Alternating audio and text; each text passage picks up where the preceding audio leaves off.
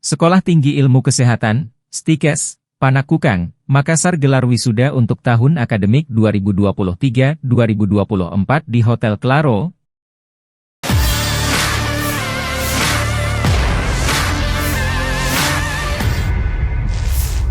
Selain pelaksanaan wisuda, juga digelar pelantikan lulusan program Diploma Sarjana dan Profesi.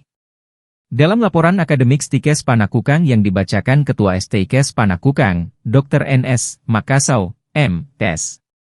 Disebutkan jumlah mahasiswa dan mahasiswi yang diwisuda pada saat itu sebanyak 132 lulusan, yang terdiri dari 2 lulusan ahli media keperawatan, 23 lulusan ahli media rekam medis dan informasi kesehatan dan 60 lulusan sarjana keperawatan serta profesiner sebanyak 47 lulusan.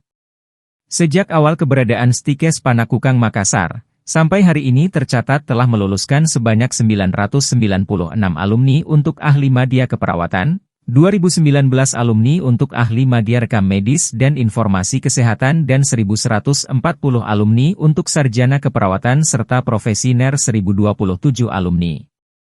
Sehingga total alumni yang telah diluluskan STIKES Panakukang sejak tahun 2006 sampai dengan hari ini yaitu sebanyak 5.016 lulusan. Dan lulusan tersebar di seluruh Indonesia, bahkan ada yang bekerja di luar negeri seperti di Arab Saudi dan Jepang.